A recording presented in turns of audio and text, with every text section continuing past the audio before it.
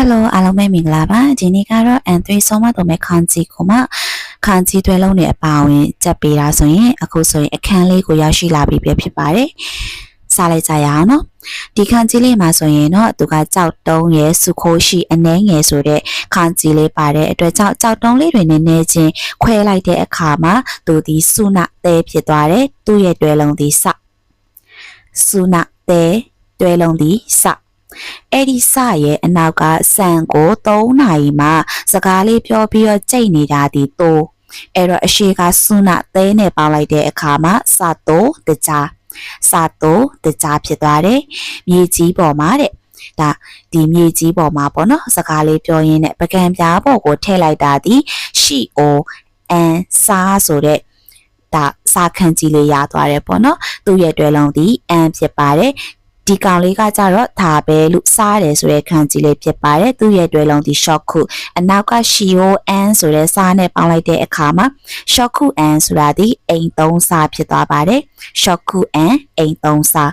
ကဲနောက်တစ်ခုကိုကြည့်ရအောင်ရေရဲ့လေကွက်ရဲ့ပေါင်းလိုက်ရင်တော့ဒါဒီအာပူဒ UC ဖြစ်သွားတယ်အာပူဒ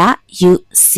အဲ့ဒီ U ကိုခဏထားတာအရှိကရှောနဲ့ပေါင်းရင်တော့ရှော U ပဲငံပြားရည်ဖြစ်သွားပါတယ်ရှော U ပဲငံပြားရည်အဲ့ဒီရှောဆိုတဲ့ခန်းကြီးလေးကိုခွဲချမ်းစိတ်ပြလိုက်မယ်ဆိုရင်တော့အရှိကရေခဲဖြစ်ပါတယ်ရေခဲလို့အေးဆက်နေတာတွေကို300တီလုံးဒီအထက်ကတိတိလေးရလေဒီမှာမမိုးတို့ခန်းကြီးတွေကယူလိုက်မယ်ကာကွယ်တယ်အေးဒံတွေကို300တီလုံးကာကွယ်တယ်ဘယ်အရက်ကလာတဲ့အေးဒံတွေလဲသူ့ရဲ့အောက်ကခန်းကြီးလေးကဒါဒီစခဲဆိုတဲ့အရက်ဖြစ်ပါတယ်ပြီးတော့ဒီကောင်လေးကကြတော့ခူပါတို့ဖြန့်ဝေတယ်ဆိုတဲ့ခန်းကြီးဖြစ်ပါတယ်အဲ့တော့သူနှစ်ခုလုံးမှာပါတဲ့ဒါခန်းကြီးလေးကပါလဲဆိုရင်နိရှိအနောက်အရက်ဆိုတဲ့ခန်းကြီးလေးဖြစ်တယ်ဒါကြောင့်အနောက်အရက်ကလာတဲ့အေးဒံတွေတကယ်တော့မှတ်တာနဲ့ဒီ short နဲ့ဘာမှမသက်ဆိုင်ပဲပေါ့နော်ဒီအလွယ်လေးမှတ်လိုက်တာဆိုတော့ဒါဒီ short အနောက်က U short U ပဲငံပြားရည်ဖြစ်ပါတယ် short U ပဲငံပြားရည်ပြီးသွားတဲ့အခါမှာအဲ့ဒီ U ကိုပဲယူအောင်မယ်အရှိမမီးရဲ့တစ်ပြောင်းပြန်လေးတွေ့မယ်ဆိုရင်တော့သူ့ကိုတိုးလို့ဖတ်တယ်အဲ့ဒီတိုးဆိုတဲ့တလုံးချင်းအတိတ်ပဲကမီးလို့အလင်းလို့အဲ့လိုမျိုးအတိတ်ပဲရပါတယ်တိုး U ဆိုရင်တော့ဒါ crossing C ဆိုတာကဒီမီးဖို့ဖို့တဲ့အခါမှာသုံးတဲ့စီပေါ့နော်တနည်းအားဖြင့်လောင်စာစီလို့ပဲပြောရမလား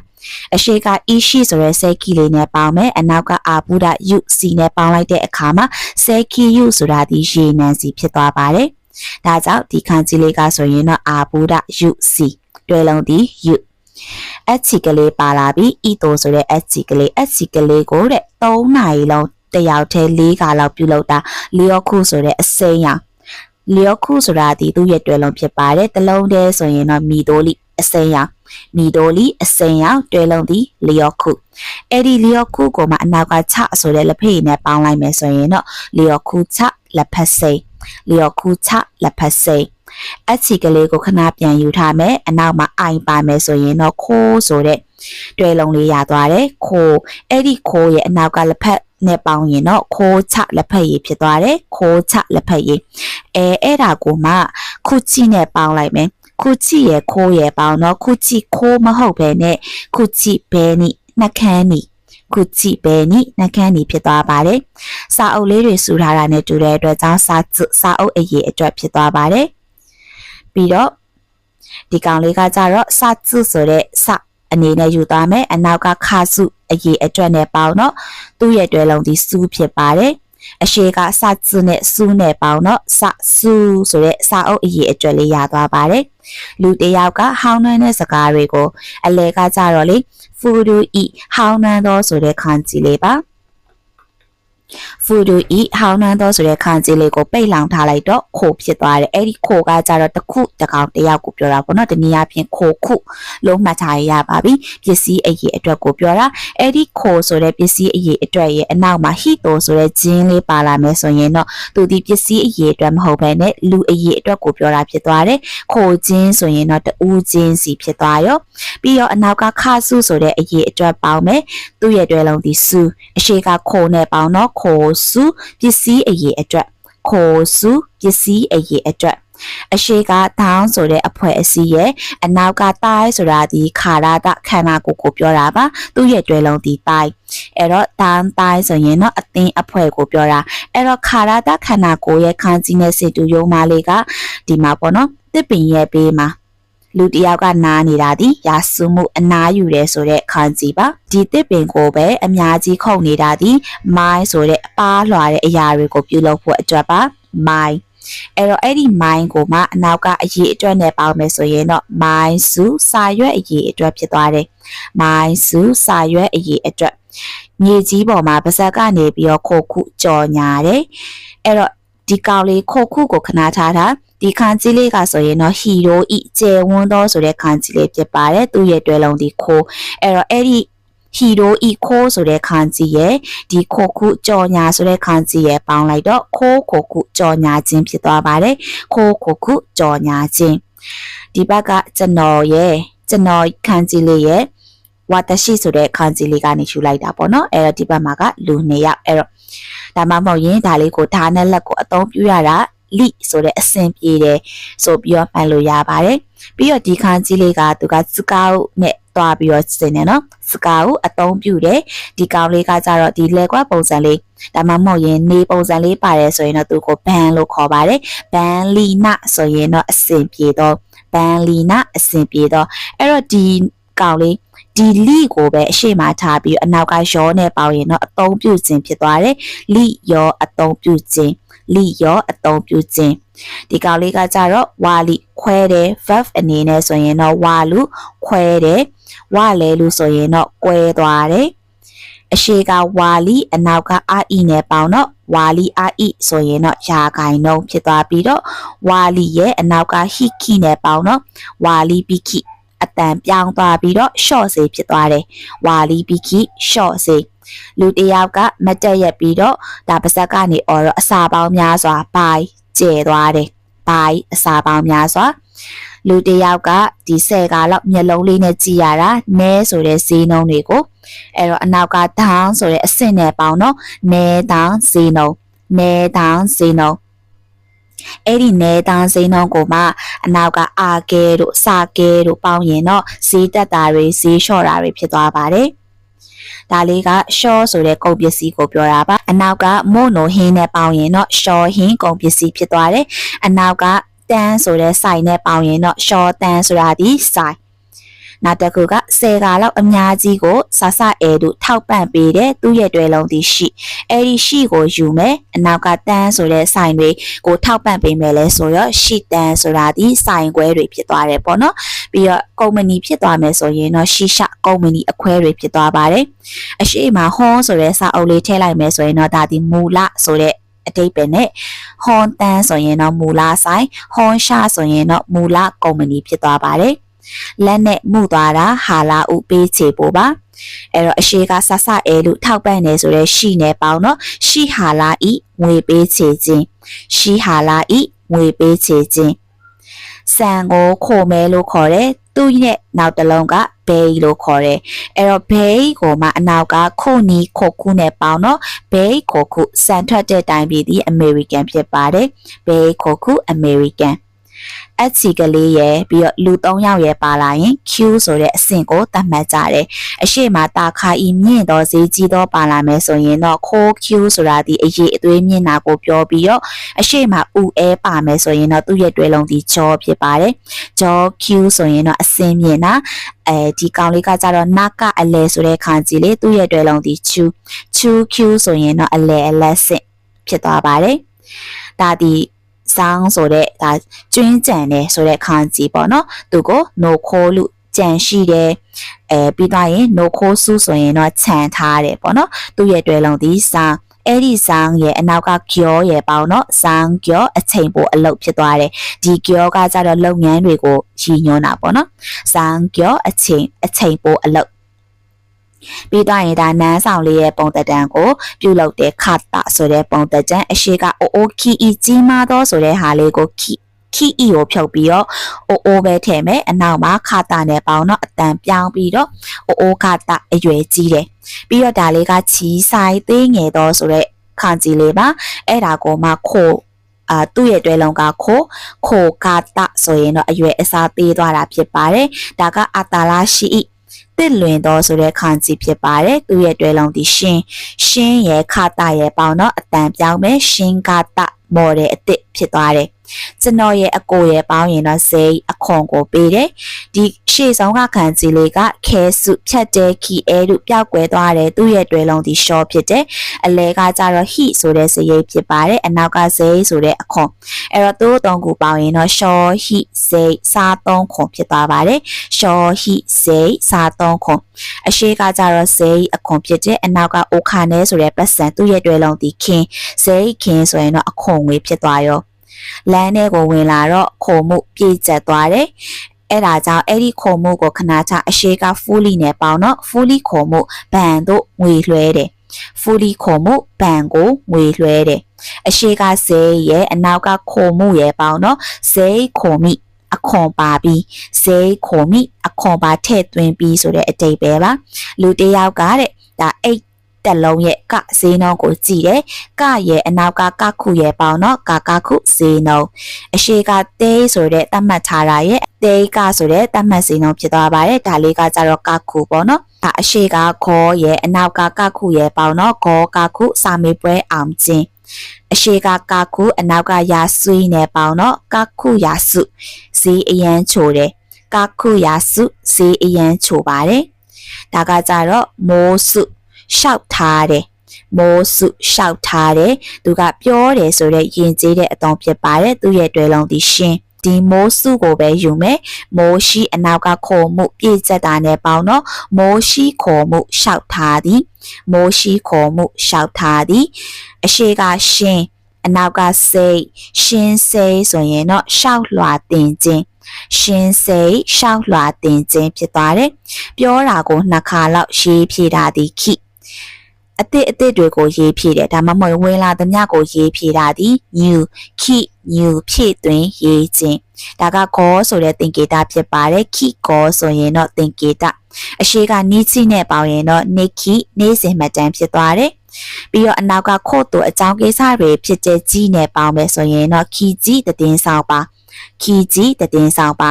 ဒါဒီလေဆိုတဲ့ဥပမာဖြစ်ပါတယ်သူ့မှာကမူရင်းအလုံးရှိတယ်ဒါတူအဲပါဥပမာအားဖြင့်ဒါတူအဲပါဥပမာအားဖြင့်တွဲလုံးဒီပါလေလေပြီးတော့ဒီကောင်လေးမှာဆိုရင်တော့သူ့ကိုလေလို့ခေါ်တယ်အဲ့ဒီခံကြီးလေးမှာသူ့ရဲ့အရှိဘက်ကအစိတ်အပိုင်းလေးကကြတော့လေဒါဒီဟဆိုတဲ့သွားနဲ့သွားခန်းကြီးလေးပေါ့နော်ဟဆိုတဲ့သွားခန်းကြီးလေးဖြစ်ပါတယ်အဲ့ဒီဟဆိုတဲ့ခန်းကြီးလေးရဲ့အနောက်မှာခမောက်လေးဆောင်းထားတဲ့လူတစ်ယောက်ပါလာမယ်ဆိုရင်တော့လဲဆိုတဲ့အသက်အရွယ်ဖြစ်သွားရောပြီးတော့ဒီခန်းကြီးလေးကကြတော့သူနဲ့ဆင်တူပြီးတော့အောက်မှာကလေရှိမဲစုဆိုတဲ့ခန်းကြီးလေးပါသွားတာရှိမဲစုညွန်ပြရတယ်ဆိုတဲ့ခန်းကြီးလေးအဲ့ဒါကိုသူကိုစိုက်လို့ဖတ်ပါတယ်အသက်နှစ်ပေါ့နော်ဘယ်နှစ်ဆိုတဲ့အသက်အရွယ်ကိုပြတဲ့ size ဖြစ်ပြီးတော့အရှိကလဲဆိုတာကကြတော့အသက်အရွယ်ကိုဖော်ပြတာပါအရှိကတိုရှိနန်းဆိုတဲ့ခန်းကြီးလေးပါတယ်အနောက်ကလည်းလဲဆိုတဲ့အသက်အရွယ်ကိုပြောတာဖြစ်တဲ့အတွက်ကြောင့်နှစ်ခုပေါင်းတော့နန်းလဲအသက်နန်းလဲအသက်အရှိကမြင့်နာတို့ဈေးကြီးတာတို့ပါတယ်ခိုးရဲ့အနောက်ကလဲရဲ့ပေါင်းတော့ခိုးလဲအသက်ကြီးတယ်ခိုးလဲအသက်ကြီးတယ်နှလုံးသားကမွေးဖွားလာတာနဲ့စိတ်မွေးဖွားလာတာကိုဦးမဲလို့မွေးဖွားလာတဲ့စိတ်လိန်တွေပိုင်းခြားပြလိုက်တယ်အရှိကစိတ်ရဲ့အနောက်ကဘဲကျခွဲချမ်းတာရဲ့ပေါင်းတော့စိတ်ဘဲကျလိန်စိတ်ဘဲကျလိန်အရှိကမင်းကလေးနဲ့ပေါင်းတော့ကြော့စိတ်အမျိုးသမီးယောက်ျားလေးနဲ့ပေါင်းရင်တော့ဒါစိတ်အမျိုးသားအရှိကစိတ်အနောက်ကကခုနဲ့ပေါင်းတော့စိတ်ကခုစိတ်နေသဘောထားဖြစ်သွားပါတယ်စိတ်ကခုစိတ်နေသဘောထားဒါဒီလမ်းပေါ်ကိုကားနဲ့ကြည့်လဲလို့ခေါ်လာတယ်ခေါ်သွားတယ်ဆိုတဲ့ခံကြီးလေးဖြစ်ပါတယ်သူ့ရဲ့တွဲလုံးဒီလမ်းဖြစ်ပြီးတော့အဲ့ဒီလမ်းကိုခဏဖယ်ထားအနောက်ကကြတော့ရာစုမှုအနားယူတယ်ဆိုတာရဲ့ Q အဲ့တော့နှစ်ခုပေါင်းတော့ land Q ဆိုတာဒီဇက်တိုက်ဖြစ်တာကိုပြောတာပြီးတော့အားလျက်လို့လည်းခေါ်ပါတယ် land Q ဇက်တိုက်ဖြစ်တယ်ဒါမှမဟုတ်ရင်အားလျက်ပြီးတော့ဇလက်တဲ့ iku ဆိုရင်တော့ခေါ်သွားတယ်ဇလက်တဲ့ kuru ဆိုရင်တော့ခေါ်လာတယ်အဲ့တော့အချီကလေးတွေတစ်ခုချင်းစီကိုတဲ့လာခုဆက်သွဲတယ်လာခုဆက်သွဲတယ်အရှိကဇလဲလို့ ခေါ်လာတယ်ခေါ်သွားတယ်ဆိုတဲ့ခံကြီးဖြစ်တဲ့လမ်းရဲ့အနောက်ကလာခုရဲ့ပေါင်းတော့လမ်းလာခုဆိုတဲ့ဆက်သွယ်မှုဖြစ်သွားတယ်ဒါလေးကကြတော့ဒါတိုးဆိုတဲ့ခံကြီးလေးနဲ့တူတယ်တကားလေးအောက်မှာပတ်စေတုပ်လေးကိုပို့ပေးတယ်ရောက်ရှိတယ်တိုးခဲတူပို့တယ်တိုးခုရောက်ရှိတယ်ပြီးသွားရင်ဒါလေးကတာခုဆိုတဲ့အိမ်ဖြစ်ပါတယ်အရှိကကြီးဆိုတဲ့မိမိကိုယ်တိုင်ပါလိုက်တဲ့အခါမှာကြီးတာခုဆိုတာကကိုယ်အိမ်ကိုပြောတာဖြစ်ပြီးတော့အရှိမအိုဆိုတဲ့ရင်ကျေးတဲ့စကားလုံးလေးပါလာရင်တော့အိုတာခုဆိုတာကသူများအိမ်ကိုပြောတာပါအရှိကတာခုရဲ့အနောက်ကခူပါတို့ဖြန့်ဝေတယ်ဆိုတဲ့ခံကြီးပါလာမယ်ဆိုရင်တော့တာခုဟိုင်ဆိုတာဒီအိမ်ရောက်ပို့ဆောင်ခြင်းလုပ်ငန်းကိုပြောတာတာခုဟိုင်အိမ်ရောက်ပို့ဆောင်ခြင်းတာခုဟိုင်ဘင်းဆိုရင်တော့အိမ်ရောက်ပို့ဆောင်ခြင်းလုပ်ငန်းပေါ့အဲ့ဒီဘင်းကအရှိမပြောခဲ့ပူပါတယ်အနောက်ကလီနဲ့ပေါင်းမယ်ဆိုရင်တော့ဘန်လီနာအဆင်ပြေတော့ဖြစ်သွားပြီးတော့အဲ့ဒီလီကိုအရှိမထားလိုက်တဲ့အနောက်ကရောနဲ့ပေါင်းတော့လီရောစုအတုံးချတာဖြစ်သွားပါတယ်အတုံးပြူတယ်အတုံးချတယ်ဒါကြောင့်ဒီခန်းကြီးလေးက high ဆိုတဲ့ခန်းကြီးလေးမှာဆိုရင်တော့သူ့ရဲ့မူရင်းအကျိတ်ပဲဒီခူပါတို့ဖြန့်ဝေတာပါအဲ့ဒီ high ကိုပဲခဏချတာအနောက်ကတာကျဆိုတဲ့ပိုးဆောင်တာနဲ့ပေါင်းတော့ high တာကျပိုးဆောင်ခြင်းအဲ့ဒီတာကျကိုမှသူကအရှိမတိုမိုနဲ့ပေါင်းတော့တိုမိုသားချီတငယ်ချင်းဖြစ်သွားတယ်တိုမိုသားချီတငယ်ချင်း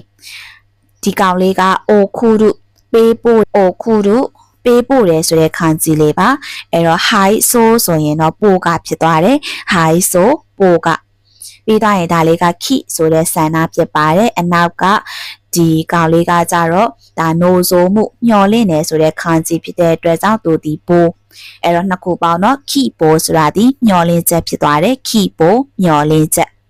ပြီးတော့ရင်ဒီကောင်လေးကကြတော့ရှိ字ကဘယ်ကလာကလဲဆိုရင်တော့ရှိ字လိန်နာရိုင်းတော့ဆိုတဲ့ခံကြီးကနေပြီးတော့သူဒီရှိ字အနောက်ကနိုဆိုမှုညှော်လင့်နေဆိုတဲ့ပိုရှိ字ပိုဆိုရင်တော့ညှော်လင့်ချက်ပြတ်ပြားခြင်းဆိုတဲ့အတိတ်ပဲပါဒီကောင်လေးကနာနီ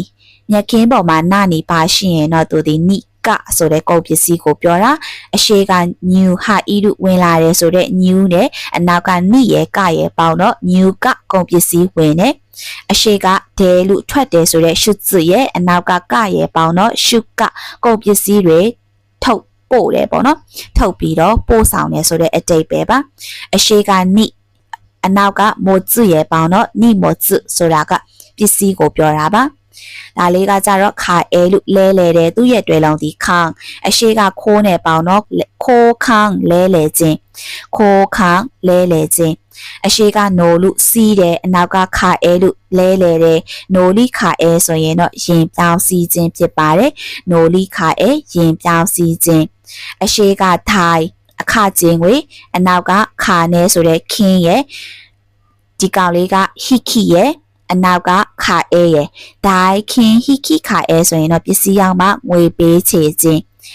ဒိုင်ခင်ဟိခိခါအဲပစ္စည်းရောက်မှဝေချေခြင်း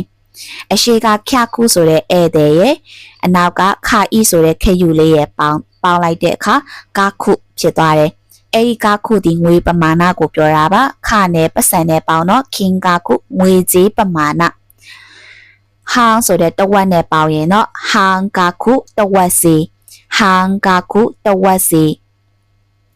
အမိုးအောက်မှာလူတယောက်ကမြေကြီးပေါ်မှာရှိနေတဲ့နေရာဒီဆိုင်ဆိုတဲ့အခုလက်ရှိကိုပြောတာဘယင်ကကြည့်လိုက်တဲ့အချိန်မှာဒါအာလာဝါလဲလူပေါ်ပေါက်လာတယ်ဆိုတဲ့ခံကြီးလေးပေါ့နော်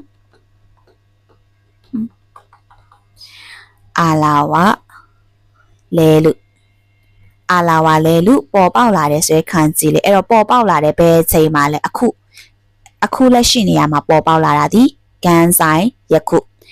ဒီကောင်လေးကကြတော့ foot အငင်းဘက်ကိုပြောတဲ့ခံကြီးလေးပေါ့နော်အဲ့တော့အခုလက်ရှိမှာမရှိဘူးဆိုတော့ foot size ဆိုတာဒီအိမ်မှာမရှိဘူးကိုပြောတာပါ foot size အိမ်မှာမရှိဘူးလေကားလေးနဲ့အများကြီးယူလိုက်တယ်တိုလူယူတယ်ပြီးသွားရင်အရှိကဥခဲလက်ခံရရှိတယ်အနောက်ကတိုလူယူတယ်နဲ့ပေါင်းတော့ဥခဲတိုလူလက်ခံရရှိတယ်ဥခဲတိုလူလက်ခံရရှိတယ်ဒီကောင်လေးကကြတော့အာစုခဲတို့အနှံနေဆိုတဲ့ခံကြီးလေးဖြစ်ပါတယ်အဲ့ဒါကိုမှသူ့ရဲ့တွေ့လုံးကရော့ရဲ့အနောက်ကခင်းရဲ့ပေါင်းတော့ရော့ခင်းဖန်မှာအနှံထားတဲ့ငွေပေါ့နော်ရော့ခင်းအငွေ ယောခင် ပြီးတော့ရင်ဒါလေးကအာစုခဲတို့အပ်တယ်ဆိုတဲ့ခံကြီးဖြစ်ပါတယ်။ဒါကကြတော့ခိုလုံးမို့ဤအဝယ်စားကိုပြောတာဖြစ်ပြီးတော့အရှိကဤတွဲလုံးလေးရဲ့အနောက်ကလူဤဆိုတဲ့အမျိုးအစားလေးရဲ့ပေါင်းတော့ဤလူဤဆိုတဲ့အဝယ်အစားဖြစ်သွားတယ်။ဒီကောင်လေးကမာဤလူပါဝင်တဲ့သူ့ရဲ့တွဲလုံးလေးစောင်းရဲ့အနောက်ကခူဝအဲလူပေါင်းထည့်တယ်ဆိုတဲ့ကရဲ့ပေါင်းတော့စံကာစုတို့ပါဝင်တယ်စံကာစုတို့ပါဝင်တယ်ပို့ဆောင်နေဆိုတဲ့ခံကြီးလေးဖြစ်ပါတယ်တာချစ်အဲ့တော့အရှိကတုံမိုးနဲ့ပေါင်းတော့တုံမိုးတာချီတငယ်ချင်းဖြစ်သွားတယ်ဒါလေးကကြတော့ဥအဲဆိုတဲ့အပေါ်ဒါပေမဲ့သူ့ရဲ့တွဲလုံးဒီဂျော်ဖြစ်ပါတယ်ဂျော်အနောက်ကတာချစ်နဲ့ပေါင်းတော့ဂျော်တာချစ်ဖွင့်ပြတိုးတက်လာတယ်ဆိုတဲ့အတိတ်ပဲဖြစ်သွားတယ်အပေါ်ကကြတော့တုံမိုးတာချီ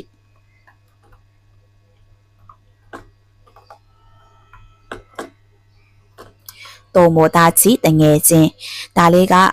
စွတ်တော်မဲလို့အလောက်လောက်တယ်ဆိုတဲ့ခံကြီးလေးဖြစ်ပါတယ်စွတ်တော်မဲလို့အလောက်လောက်တယ်သူ့ရဲ့တွဲလုံးဒီခင်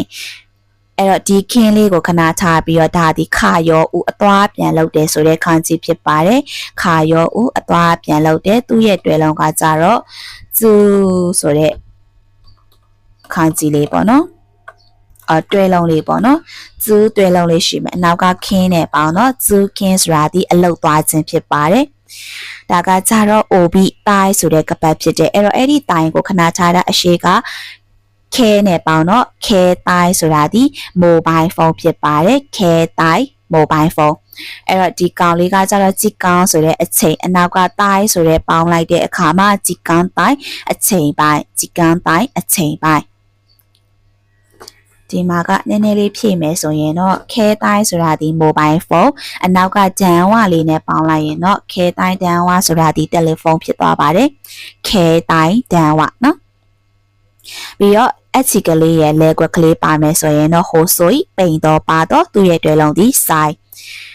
သူ့ရဲ့တီးတန့်အတိတ်ပဲကလည်းခိုမခိုင်သိနှုတ်တော့ဟိုဆိုပိန်တော့ပါတော့နှမျိုးရှိမယ်နော်တွဲလုံးကကြတော့ size ဖြစ်ပါတယ်ဒါလေးကတိုးဆိုတဲ့တကားကိုပြောတာအရှိကအာမဲနဲ့ပေါင်းတော့အာမတို့မိုးကတကားဖြစ်သွားတယ်အာမတို့မိုးကတကားဒီကောင်လေးမှာဆိုရင်တော့အစိပ်အပိုင်း3ချမ်းလုံးခွဲရမယ်ပေါ့နော်ရေရယ်ဟောင်းနှန်းနာရယ်လာကြံလေးရယ်ဒါတွေပေါင်းလိုက်ရင်တော့မီစုဥမိဆိုတဲ့ရေကန်ဖြစ်သွားပြီးတော့တွဲလုံးဒီခိုးပြီးတော့ဒါလေးကကြတော့ဘီဝဆိုတာကနာမည်ပေါ့နော်ရေကန်ရဲ့နာမည်အနောက်ကခိုးဆိုတာဒီကန်ကိုပြောတာဘီဝခိုးဆိုရင်တော့ဘီဝကန်ဖြစ်ပါတယ်ဒါဒီဖျောင်းနိုင်လေးဖြစ်တဲ့ဖျောင်းနိုင်လေးကိုဒါ၈ခုလောက်ထုံရတာဒီဖုနဲ့သင်းမောပေါ်မှာထုံရတာသူ့ရဲ့တွဲလုံးဒီစံအဲ့တော့ဒီအရှိကဖုနာရဲ့အနောက်ကဘင်းဆိုတာလေးနဲ့ပေါင်းမယ်ဆိုရင်တော့ဖုနာဘင်းသင်းမောစာဖုနာဘင်းသင်းမောစာဖြစ်သွားပါတယ်ရေချောင်းပေါ့နော်ရေချောင်းနဲ့ပို့တဲ့စာလိုမျိုးပြောရမှာပေါ့နော်ဖူနာပင်တင်မောစာတနည်းအားဖြင့်ရေချောင်းစာပြီးတော့ဒီကောင်လေးကကြတော့ခခုဒါမှမဟုတ်ရင်ခတိုတောက်ဆိုတဲ့အတိတ်ပဲပါအနောက်ကတိုးဆိုတဲ့အကျိတ်ရည်နဲ့ပေါင်းမယ်ဆိုရင်တော့ခခုတိုတောက်ပြီးတော့ရင်ဒါလေးကလေးခံကြီးလေးဖြစ်ပါတယ်ရှိအနောက်ကခခုနဲ့ပေါင်းတော့ရှီကာခုဆိုတာဒီစတူရန်ဖြစ်ပါတယ်ရှီကာခု၄တောင်ပါဝင်တဲ့ပုံတန်လေးပေါ့နော်ရှီကာခုစတူယန်ဒီခံကြီးလေးကကြတော့ဘာလေးနဲ့တွားပြီးတော့ကျူလဲဆိုရင်အပေါ်မှာတင်ခဲ့တဲ့ဒီရှီဇစ်ရိုင်းတော့ဆိုတဲ့ခံကြီးလေးနဲ့တွားပြီးတော့ဆင်တယ်မတူတာကဘာလဲဆိုတော့ဒီအပေါ်ဘက်ကအသက်လေးမပါဘူးပေါ့နော်အဲ့ဒီအသက်လေးမပါဘူးဆိုရင်တော့အိုတိုယောက်ျားလို့ခေါ်တယ်တွဲလုံးဒီဖူဒါမှမဟုတ်ရင်ဖူလို့ခေါ်တယ်အဲ့တော့အဲ့ဒီယောက်ျားရဲ့အနောက်ကမိန်းမရဲ့ပေါင်းတော့ဖူလင်မယားဖြစ်သွားရောဖူလင်မယားဒါဒီခုရုရှိဤခက်ခဲပင်ပန်းတော့ဆိုတဲ့ခံကြီးဖြစ်ပါတယ်ခုရုရှိဤခက်ခဲပင်ပန်းတော့ပြီးတော့သူ့ရဲ့နောက်ထပ် adjective ကနီကာဤခါတော့ဆိုတဲ့အဓိပ္ပာယ်ပါနီကာဤခါတော့အရသာခါတာကိုပြောတာနီကာဤခါတော့ကဲဒါဆိုရင်တော့အခန်းလေးကဒီမှာရပ်ပြရစီနောက်ထပ်အခန်း9မှာဆက်ပြီးတော့တွေ့ပါအောင်မယ်နော်အခန်း9ရဲ့အခန်း6ရဲ့ပြီးသားရင်တော့ဒါအန်3ဆုံးမတုံးမဲကိုလေ့လာတာပြီးဆုံးသွားပြီလို့ပြောလို့ရပါတယ်